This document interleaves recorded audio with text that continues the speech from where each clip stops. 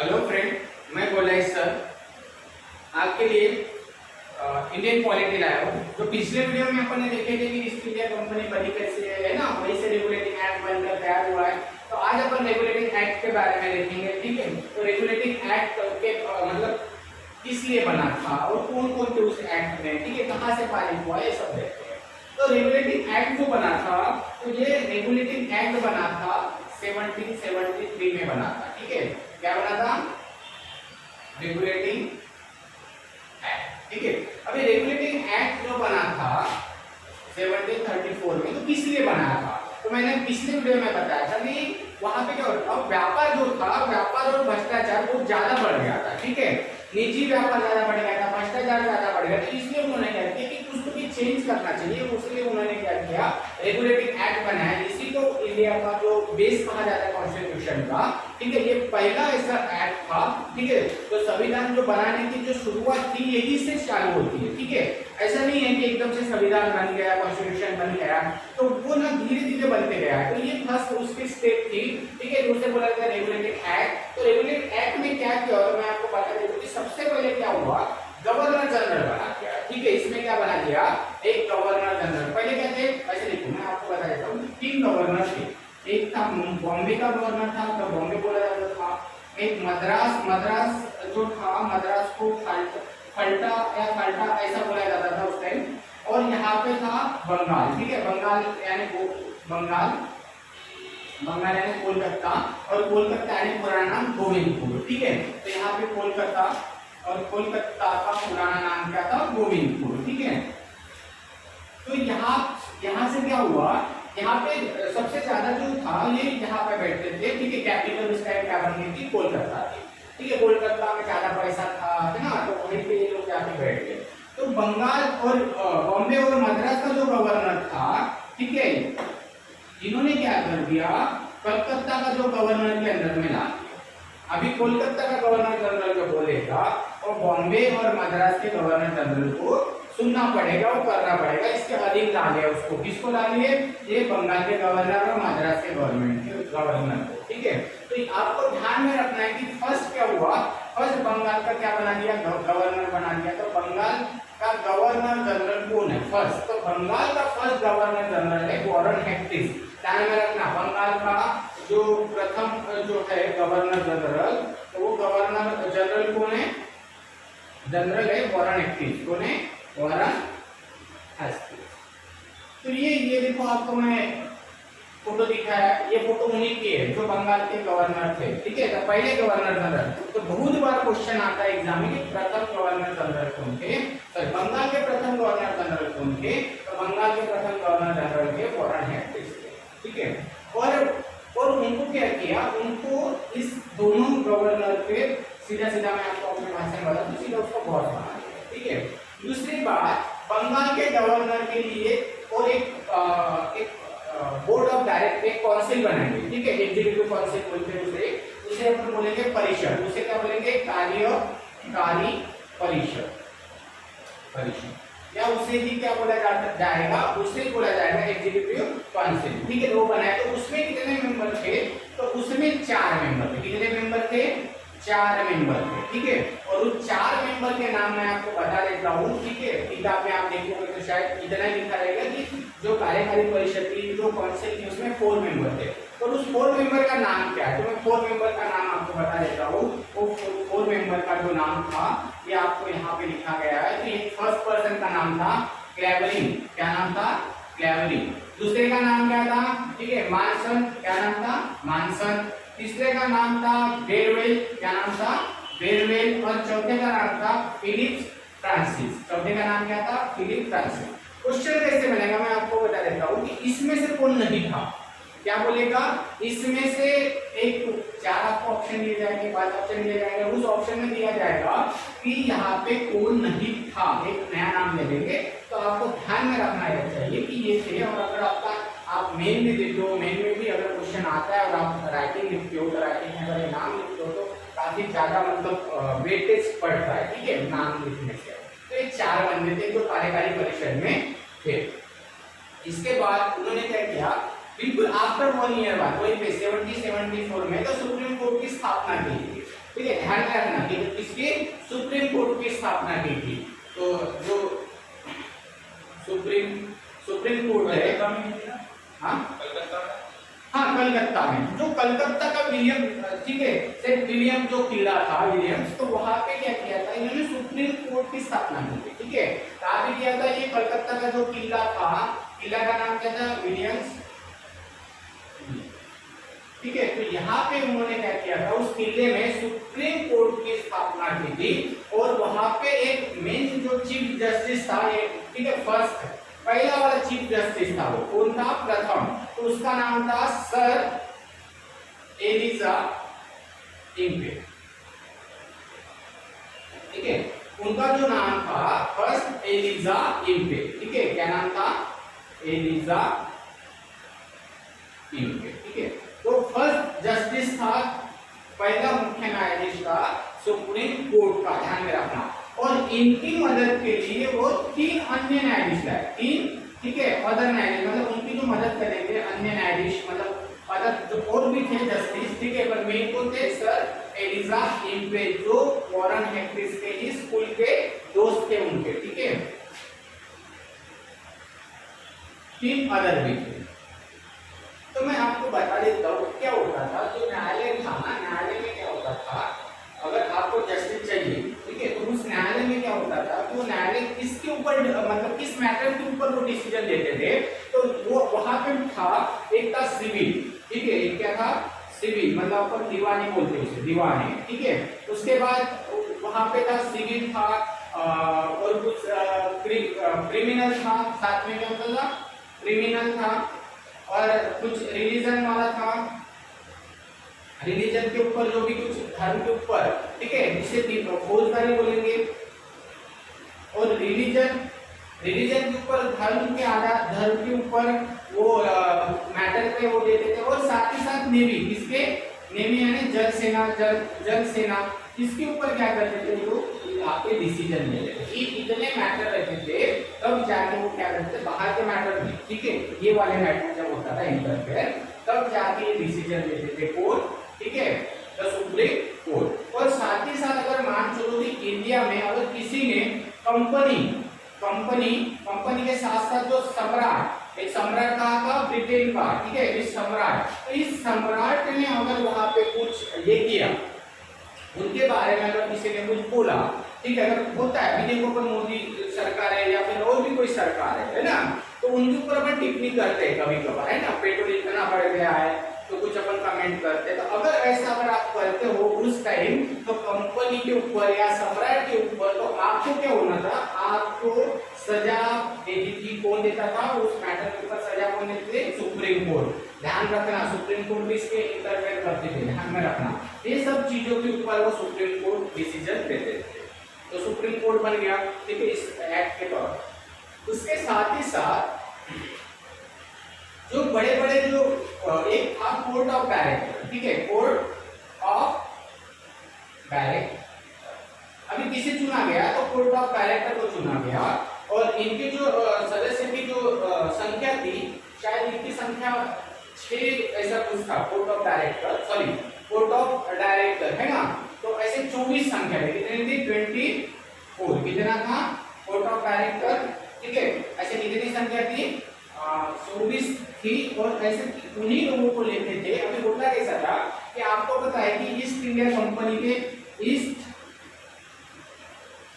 India company के कितने member थे, तो ईस्ट इंडिया कंपनी के टोटल 217 मेंबर थे। कितने मेंबर थे, कितना थे गौरव, 217। अभी 217 लोग, अभी क्या होता था कि अभी कुछ डिसीजन लेना है, अभी मुझे डिसीजन लेना है, तो मीटिंग होगी, और जब मीटिंग होगी तो 217 भी जो लोग हैं वो एक साथ नहीं जमा होंगे। क्योंकि कभी किसी की तबीयत खराब है, कोई आउट ऑफ सिटी है ना, तो कहीं कुछ रीजन है, तो फिर क्या होता था वो मीटिंग में अच्छे से डिसीजन नहीं हो पाते थे। तो उन्होंने क्या किया कि क्यों ना अपन वो ईस्ट इंडिया कंपनी के अब डिसीजन लेने के लिए अपन इतने 217 के जगह अपन क्या करेंगे, जो जिनके ज्यादा शेयर लगे हुए हैं उनको ही अपन क्या करेंगे, उनको भी कोर्ट ऑफ डायरेक्टर, उनको ही डिसीजन लेने का अधिकार देते। ठीक है, तो ये चलते उन्होंने क्या किया, कोर्ट ऑफ डायरेक्टर का क्या किया, स्थापना की। ठीक है, और अभी क्या किया, कोर्ट ऑफ डायरेक्टर अगर आपको बनना है तो जितने स्टार्टिंग में किससे 500 पाउंड देना पड़ता था। कितना देना था? 500 पाउंड। बट अभी कितना कर दिया? 500 से बढ़ा के 1000 कर दिया। अभी आपको 1000 देना पड़ेगा। कितना देना पड़ेगा? 1000 पाउंड देना पड़ेगा। साथ ही साथ क्या किया, जो कंपनी का जो निजी व्यापार करते थे वो लोग, उसमें उनको क्या करते थे? गिफ्ट मिलते थे बड़े बड़े, मतलब अपन आज के पास में डायरेक्ट अपन बोलेंगे उनको सीधी रिश्वत, है ना। कुछ चीज कुछ मतलब ये करना है, ठीक है, माल पहुंचाना है, तो उसमें क्या होता था? रिश्वत। तो सीधा सीधा इन्होंने क्या कर दिया, ठीक है, गिफ्ट यानी रिश्वत। देखो गिफ्ट यानी दो नहीं बोलते, ठीक है। जब अपन किसी को गिफ्ट देते हैं वो बैग से वो बात अलग है, ठीक है। अभी देखो मैं आपको एग्जांपल दूं कि आपकी मतलब किसी की शादी हो गई, उसके पिताजी ने उसको गिफ्ट में फ्लैट दे दिया या फिर अगर कुछ बाइक दे दी, तो एक प्रकार की रिश्वत ही हो गई ना, मतलब वो जबरदस्ती से देने वाला काम, ठीक है। सब खुशी से भी दे रहे हो तो कुछ ना कुछ तो दे रहे हैं ना, कुछ फ्री में, मतलब फ्री में मिल रहा है ना, उसी को रिश्वत बोलते हैं, ठीक है। तो गिफ्ट के दो मीनिंग होते हैं, एक अच्छा भी होता है, एक बुरा भी होता है, ठीक है। तो कोई सब खुशी से देता है वो बात अलग है, ठीक है। तो रिश्वत भी देने की उन्होंने क्या किया, सीधा बंद कर दिया, कि बोला कि नहीं कि आप गिफ्ट भी देना बंद करिए, गिफ्ट भी देना बंद करिए। और मैं आपको एक बात बता दूं कि ये जो कोर्ट ऑफ डायरेक्टर था, ये कोर्ट ऑफ डायरेक्टर इसे कोई नहीं हटा सकता था, इसे सिर्फ केवल ब्रिटेन का सम्राट ही हटा सकता था। सम्राट बोले यहाँ पे, सम्राज्य बोलो उसे, सम्राट या उसे अपन सम्राट नहीं बोल सकते, जो लेडीज थी वहां की, ठीक है। तो यही कोर्ट ऑफ डायरेक्टर को हटा सकते थे, गवर्नर जनरल नहीं हटा सकता। इतना ध्यान रखना, गवर्नर जनरल को इतना पावर नहीं था कि वो हटा सके इनको, सिर्फ इनको कौन हटा सकता था, ठीक है। और अगर एक कोर्ट ऑफ डायरेक्टर के भी ऐसे ही मेंबर होते जो इसके हाउस ऑफ कॉमन, ठीक है, हाउस ऑफ कॉमन के क्या रहेंगे? ये मेंबर रहेंगे। क्या रहेंगे? मेंबर रहेंगे, सदस्य रहेंगे, तभी उनको लिया जाएगा। और अदर किसी भी पर्सन को नहीं लिया जाएगा कि 1000 पाउंड दे रहा हूं तो मुझे बना दो, ठीक है। ये किसी को बनाएंगे सिर्फ जो हाउस ऑफ कॉमन है इंडिया की लोकसभा। डायरेक्ट अपन इसका अगर मैं आपको बता दूं इंडिया से कंपैरिजन करूं तो लोकसभा के ही सदस्य क्या हो सकते थे? कोर्ट ऑफ डायरेक्टर के ही ये बन सकते, ठीक है। समझ में आ रहा है? तो ऐसे चलते हुए क्या होगा? रेगुलेटिंग एक्ट बना। अभी रेगुलेटिंग जो एक्ट बना है कंपनी ने बनाया क्या? नहीं, इसको बनाया किसने? इसको बनाया पार्लियामेंट।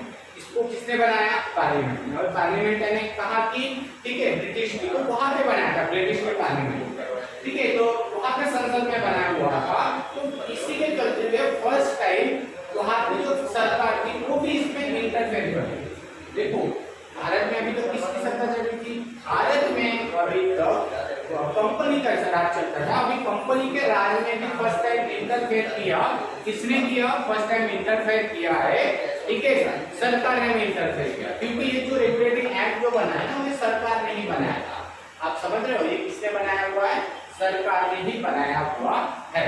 तो फिर हुआ ना उनका भी इंटरफेयर, तो फर्स्ट टाइम उनका इंटरफेयर हुआ, ठीक है, इनडायरेक्टली तरीके से। तो इसके बाद अपन आपको समझ गए होंगे ये पॉइंट, ठीक है। और इसके बाद देखेंगे अपन सेटलमेंट एक्ट, ठीक है। इसके बाद क्या देखेंगे अपन? सेटलमेंट एक्ट देखेंगे। रेगुलेटिंग एक्ट समझ गए आपको कि क्या क्या हुआ था उसमें, ठीक है।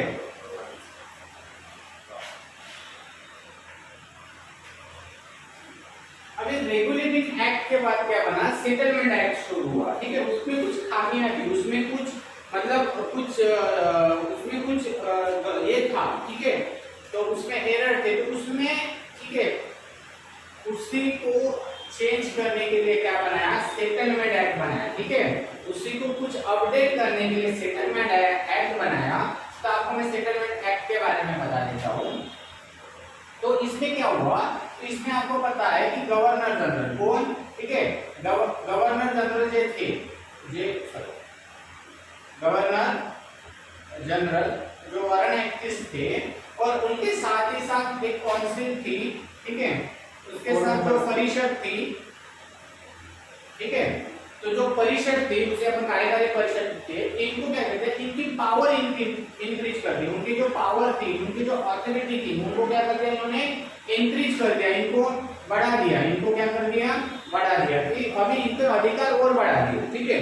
पर एक बात ध्यान रखना कि कोई भी डिसीजन जो था था गवर्नर जनरल अकेला नहीं लेता था, उनके लिए जो कार्यकारी परिषद के 4 मेंबर है ना, तो इनकी भी सहमति चाहिए कि अगर कोई किसी के साथ युद्ध करना है, किसी का एग्रीमेंट करना है या कहीं लॉ भी लगाना है, तो जो भी लॉ भी लगाना है तो उनके लिए इसको किसकी मदद चाहिए थी। बस जब तक ये 4 मेंबर जो थे, ये जो 4 मेंबर थे, ये 4 मेंबर हाँ ना कहिए तब तक क्या नहीं होगा, तब तक ठीक है ये कोई भी बिल पास नहीं होगा। ठीक है, दूसरी बात, इनका जो पावर था, ऑथोरिटी थी, दोनों की बढ़ा दी, परिषद की और गवर्नर जनरल की। साथ ही साथ इस सेटलमेंट एक्ट में क्या हुआ है, ठीक है, सेटलमेंट एक्ट में मैं आपको दूसरी बात बता देता हूँ कि जो कोलकाता है, कोलकाता जो है, कोलकाता यानी गोविंदपुर, कोलकाता जो है, तो कोलकाता को उन्होंने क्या कर दिया, एक लॉ बनाने, कोलकाता में एक लॉ बनाने का अधिकार दे दिया, और कोलकाता के लॉ के अनुसार, ठीक है, वो लॉ किसके लिए, बंगाल, अभी बंगाल में उस टाइम का ही क्या था, बिहार, उस टाइम का ही, ठीक है, उड़ीसा, तो बंगाल, बिहार, उड़ीसा के लिए कोलकाता क्या करेंगे, लॉ बनाएंगे। कोलकाता ने कौन, गवर्नर जनरल और परिषद, ये क्या करेंगे, लॉ बनाएंगे। समझ में आ रहा है, एक लॉ बना था इसके लिए सेटलमेंट एक्ट के तहत। ठीक है, उसके बाद इसके सेकंड था कि उन्होंने बोला था कि जो हाई कोर्ट है, ठीक है, द सुप्रीम कोर्ट है, तो जो सुप्रीम कोर्ट है, तो सुप्रीम कोर्ट के ऊपर सुप्रीम कोर्ट क्या करता था, जो ईस्ट इंडिया कंपनी के कर्मचारी थे उनके ऊपर भी क्या करते थे, वो एक्शन लेते थे। तो इसी के चलते उन्होंने क्या किया, उन लोगों ने हड़ताल किया, हड़ताल करने के बाद उन्होंने बोल दिया कि अगर ऐसा होता है तो हम काम पे नहीं जाएंगे ईस्ट इंडिया कंपनी के, ठीक है, ब्रिटेन के लोग, उन्होंने ऐसा कर दिया। अभी जब ऐसा कर दिया तो उनको नाइलाज से उन्होंने बोलना पड़ा कि जो कंपनी के कर्मचारी है, कंपनी के कर्मचारी है, तो कर्मचारी को क्या, कर्मचारी के जो भी मतलब इनका खटला, ऐसे नहीं कि खटला मतलब जो भी अपन जहाँ पे अपनी केस चलती है ना, तो खटला नहीं चलेगा, मतलब सीधे सीधे डायरेक्ट लैंग्वेज में बता देता हूँ कि क्या होगा कि आपको जो सुप्रीम कोर्ट है, जो कर्मचारी जो है ईस्ट इंडिया कंपनी के, उनके ऊपर एक्शन नहीं ले सकते। ठीक है, तो इनको ऐसे डायरेक्ट सजा नहीं सुना सकते, डायरेक्ट इनडायरेक्टली भी नहीं सजा सुना सकते, ऐसा उन्होंने कहा, क्योंकि हम कर्मचारी के कौन है, हम कर्मचारी है ईस्ट इंडिया कंपनी के, मतलब हम जो रानी है या फिर एलिजाबेथ है या इंग्लैंड के प्रतिनिधि है, उनके हम क्या है, सदस्य है, हम देश सेवा कर रहे हैं। उनको ऐसे लग रहा था, तो हम क्यों, हमारे ऊपर क्यों आप केस करोगे। तो उन्होंने सुप्रीम कोर्ट के लिए क्या किया था, इन्होंने मेंशन भी किया था, इसके चलते हुए वहां पर हड़ताल भी हुई थी। इसके चलते हुए रानी ने दिया था सुप्रीम कोर्ट को कि हाँ, सुप्रीम कोर्ट को बोल दिया कि आप क्या करना, आप इनके ऊपर कोई कार्रवाई मत करना। मैं आपको एक बात बता देता हूँ, सुप्रीम कोर्ट के भी ऊपर आपको जाना रहा, मतलब होता कैसा है कि सुप्रीम कोर्ट के ऊपर आ जाना रहा, तो आपको पता है राष्ट्रपति के पास जाओगे, पर उस टाइम आप किसके पास जाते थे, तो उस टाइम था इसके भी ऊपर एक था प्रिवी काउंसिल। ठीक है,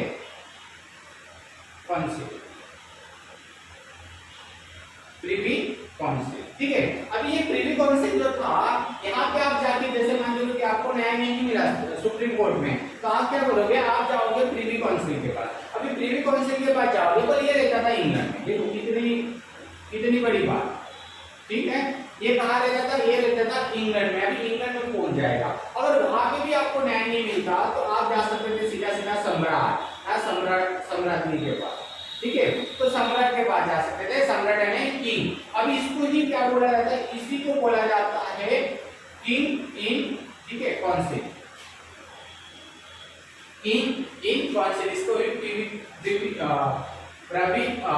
प्रिवी काउंसिल को ही बोला जाता है किंग इन काउंसिल। अभी क्या होता था, मैं आपको बताता हूँ कि प्रिवी काउंसिल की स्थापना हुई थी 1066 तब इसके मेंबर थे, ठीक है, सिर्फ 12 मेंबर थे। कितने मेंबर थे, 12 मेंबर थे। सुप्रीम कोर्ट के भी ऊपर की कोर्ट थी उस टाइम, तो यहाँ पे 12 सदस्य थे। तो हुआ कैसे कि इंग्लैंड ने धीरे धीरे हर जगह अपना साम्राज्य बढ़ा दिया, जैसे दक्षिण अफ्रीका हो गया, भारत हो गया, सिंगापुर हो गया, ऐसे कई देश के उन्होंने अपना साम्राज्य बढ़ा दिया। अभी साम्राज्य बढ़ा दिए, तो वहाँ पे जो इंग्लैंड में जो वहाँ के जो लोग थे, ठीक है, तो वहाँ के लोग भी यानी इंग्लैंड के ही लोग माने जाते थे, ठीक है, या इंग्लैंड के गुलाम माने जाते थे। तो उनके लिए भी अधिकार दिया था कि वो भी आपके प्रीवी काउंसिल में आ सके और वहां पे अपना हक मांग सके। और वहां पे अपना हक मांग सके तो लोग तो बढ़ते गए ना, फिर साम्राज्य बढ़ता गया, तो साम्राज्य बढ़ता गया तो केसेस ज्यादा बढ़ते गए, और केसेस ज्यादा बढ़ गए तो इन्होंने क्या किया, नंबर ऑफ जो थे यहाँ पे नंबर बढ़ा दिए, जो मेंबर थे 12 की जगह भी धीरे धीरे बढ़ते चले गए। बस स्टार्टिंग में कितने थे, स्टार्टिंग में 12 ही थे, ध्यान में रखना। तो इन्होंने क्या किया, सुप्रीम कोर्ट को बोल दिया कि हाँ हमारे ऊपर केस नहीं चलेगा कर्मचारी के ऊपर। और सुप्रीम कोर्ट ने और एक घोषणा की थी, साथ ही साथ उन्होंने बोल दिया था कि जो धार्मिक है, भारत में जो धर्म है उसको आपको क्या करना पड़ेगा, आस्था रखना पड़ेगा, उनके ऊपर आपको, उनके अगेंस्ट में आपको नहीं जाना है, ठीक है। तो जो भारत में जो धर्म है, भारत में जो धर्म है, तो धर्म को क्या करना पड़ेगा, आपको आस्था रखना पड़ेगा। मतलब आपको ऐसा नहीं है कि आप किसी के भी धर्म की आप मजाक उड़ा रहे हो या फिर उसके नियम नहीं, रूल या रेगुलेशन नहीं ये कर रहे हो, मतलब मंदिर जाए तो सीधे चप्पल लेके जा सकते हो, है ना। तो ये ऐसा नहीं चलेगा, ऐसा नहीं चलेगा। ऐसा किसने कहा, सुप्रीम कोर्ट ने। आपको जो भी धर्म है, भारत में जितने भी धर्म है, उनकी जो है आपको आस्था मानना ही पड़ेगा, ठीक है। तो ये जो हुआ था, ये हुआ था सेटलमेंट एक्ट में, ठीक है। ये सेटलमेंट एक्ट में ये बातें हुई थी। आफ्टर उसके बाद इसमें भी कुछ खामियां थी, तो नया एक्ट बनाया, पिट्स इंडियन एक्ट, ठीक है। कौन सा एक्ट बनाया, पिट्स इंडियन एक्ट, ठीक है। तो अपन पिट्स इंडियन एक्ट के बारे में देखते हैं। देखो कैसा होगी, सेटलमेंट एक्ट के बारे में सिर्फ जो लक्ष्मीकांत थे वो तो सबसे बेस्ट किताब है, ठीक है। तो बट तो भी क्या हुआ, लक्ष्मीकांत में आपको सिर्फ सेटलमेंट एक्ट मिलेगा 1781 में, ठीक है। ये इंफॉर्मेशन नहीं मिलेगा आपको, ठीक है। तो मैं आपको ये इंफॉर्मेशन दे रहा हूँ। अगर आपको अच्छा अगर वीडियो लगता है तो लाइक करिए, शेयर करिए आपके फ्रेंड लोगों को। हाँ, तो अगर शायद हो सकता है कि नई एडिशन आई होगी, जो मेरे पास फिफ्थ एडिशन है, ठीक है, जो लेटेस्ट वाली थी, तो उसमें भी ये नहीं दिया हुआ, सिर्फ इतना दिया है कि सेटलमेंट एक्ट हुआ है 1781 में लागू हुआ है, आफ्टर पिट्स इंडियन एक्ट दे दिया, बाकी अलग की इंफॉर्मेशन दी नहीं है, ठीक है। तो ये जो डाटा है कि ये अलग अलग किताबों से मिला हुआ है और मैं पिछले 8 साल से पढ़ा रहा हूँ, तो है, ठीक है। तो वो सब है, तो इसीलिए तो यार शायद हो सकता है कि अपडेट हो गई, तो उस किताब में आया हुआ है सेटलमेंट एक्ट के बारे में। अभी देखेंगे अपन पिट्स इंडियन एक्ट के बारे में, ठीक है। पिट्स इंडियन एक्ट को क्यों जरूरत थी, क्या रीजन था कि वो नया और एक्ट बनाना पड़ा।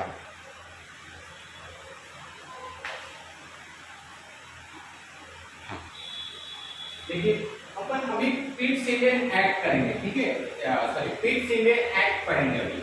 तो पिट्स इंडियन एक्ट जो है 1784 में स्टार्ट हुआ, ठीक है। अगर आपको आप अगर एसएससी या फिर रेलवे का अगर एग्जाम दे रहे हो तो आपको इतना ही काफी है कि ये कब चालू हुआ है। बट आप स्टेट लेवल की एग्जाम दे रहे हो, साथ ही साथ आप यूपीएससी दे रहे हो, तो आपको अंदर की जो डिटेल है वो आपको पता रहनी ही चाहिए। और साथ ही साथ मल्टी क्वेश्चन वहीं से बनते हैं, ध्यान में रखना।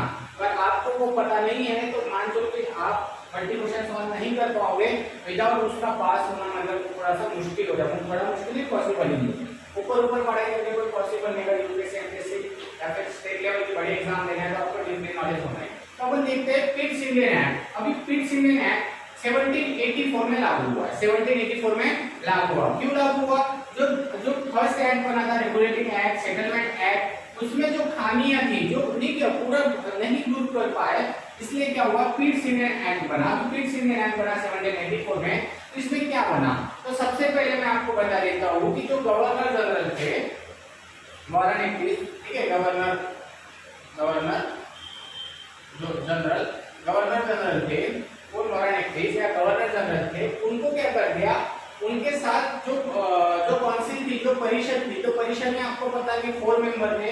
अभी 4 मेंबर की जगह अभी कितने लिए 3, ठीक है। अभी 4 के जगह कितने लिए उन्होंने 3। पहली बात तो ये कर दी उन्होंने। दूसरी बात समझ में आ रहा है, मतलब जहाँ पे गवर्नर जनरल थे उनके साथ साथ 4 जो परिषद जो लोग काम कर रहे थे, वर्क करते थे, उनकी जगह क्या कर दिया, उनकी जगह भी 3 संख्या कर दी। साथ ही साथ इन्होंने क्या किया, अभी यहाँ पे बोर्ड ऑफ कंट्रोल, ठीक है, बोर्ड ऑफ कंट्रोल मतलब बोर्ड ऑफ नियंत्रण की स्थापना की गई, ठीक है। और इसके लिए कितने मेंबर चाहिए थे, इसके लिए 6 मेंबर, ठीक है, 6 मेंबर।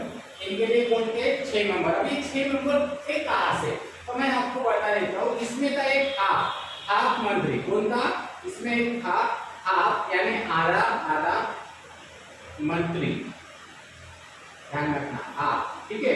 एक था हाफ मंत्री, ठीक है, और दूसरा थे एक जनरल फॉरेन सेक्रेटरी। कौन थे? फॉरेन सेक्रेटरी मतलब विदेशी सचिव। और जो ये तो गए दो, और बचे हुए जो फोर्थ मेंबर थे वो थे प्रिवी काउंसिल। आपको पता है प्रिवी काउंसिल, ठीक है। तो यहाँ पे थे 4 मेंबर, ऐसे टोटल ही 6 मेंबर थे, यहाँ पे 1 1 और 4, तो ऐसे तीनों मिलकर कितने 6 मेंबर प्रिवी काउंसिल। और इसे इन्होंने क्या किया? बोर्ड ऑफ कंट्रोल की स्थापना की, बोर्ड ऑफ नियंत्रण की स्थापना की। अभी बोर्ड ऑफ नियंत्रण की स्थापना की तो इनका काम क्या था? तो इनका काम था कि जो भारत में जो जैसे आर्मी है, उनकी आर्मी है, सीधा अपन बोलेगा मिलिट्री है उनकी, साथ ही साथ रेवेन्यू डिपार्टमेंट है। रेवेन्यू मतलब आपको पता है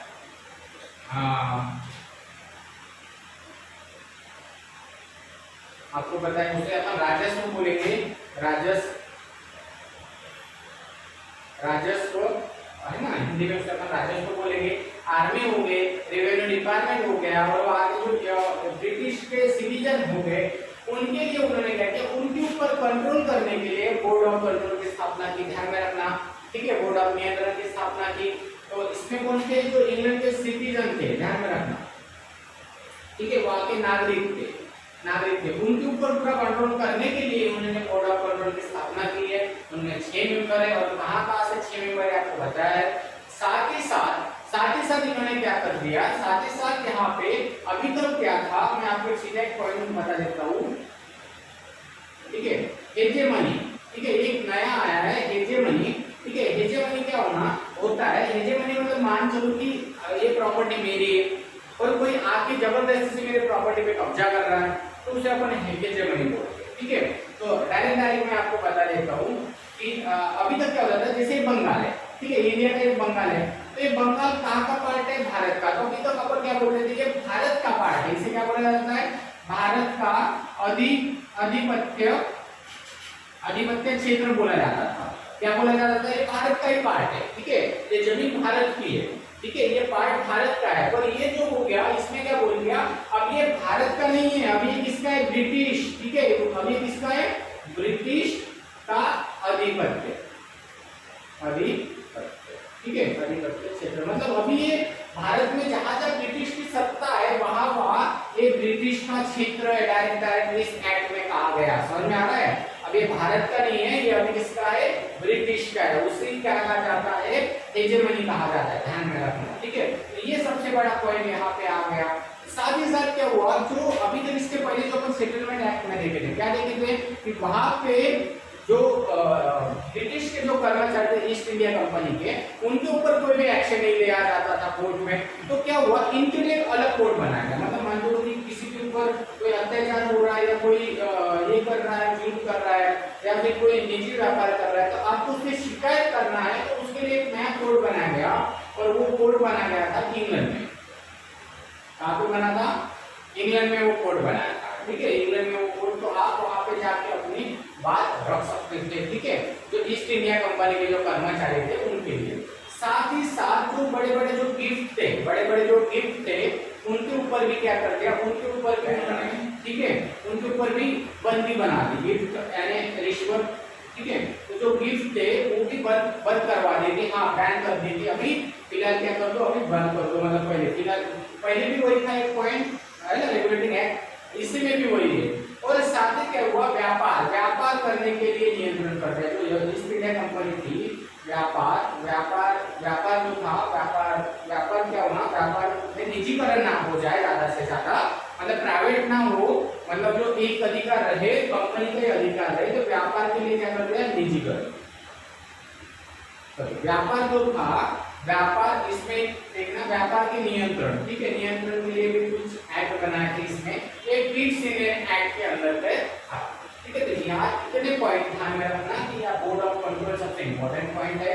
उसके बाद गवर्नर जनरल की जो बॉडी थी थोड़ा चेंज कर दी, ठीक है, 4 की जगह 3 कर दी, और उसमें क्या हुआ, एक ब्रिटिश अधिपत्य बना दिया। अभी क्या बना दिया, भारत की जगह ब्रिटिश अधिपत्य बना दिया। तो ये चेंजेस हुए, ठीक है, पिट्स इंडियन एक्ट में ये चेंजेस हुए। उसके बाद आफ्टर जो है एक्ट 1786 वाला देखते हैं, ठीक है। कभी कभी क्या हो सकता है, कभी कभी आपको जो जोड़ी लगाने के लिए भी क्वेश्चन आ जाता है ये, या फिर हो सकता है कि ठीक है, और अदर किसके लिए आता है, तो हमेशा आता ही है ये क्वेश्चन।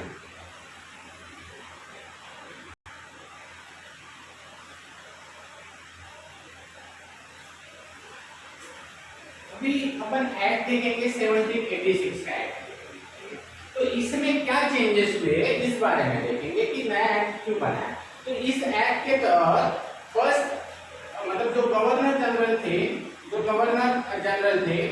तो इनके मदद के लिए एक परिषद बनाया था, ठीक है, काउंसिल बनाई थी परिषद। तो अभी कोई भी डिसीजन लेना है तो क्या करना पड़ता था, गवर्नर को कहा पे, जैसे मान लो कोई लॉ लगाना है, कोई डिसीजन लेना है, तो उनको परमिशन लेना पड़ता था इस काउंसिल की, एग्जीक्यूटिव काउंसिल की परिषद के। तो उसके लिए क्या होता था, इनकी आपस में ही नहीं बनती थी, ठीक है, तो आपस में ही नहीं बनती थी। कुछ डिसीजन लेना है तो ये इन्होंने हाँ बोल दिया तो इन्होंने ना बोल दिया, ठीक है, इन्होंने हाँ बोल दिया तो इन्होंने ना बोल दिया। तो इसी के चलते हुए इन्होंने क्या किया था, गवर्नर जनरल ने ब्रिटिश के जो राजा थे वहां पे एक लेटर लिखा था कि उन्होंने बोला कि मुझे पूरे अधिकार चाहिए।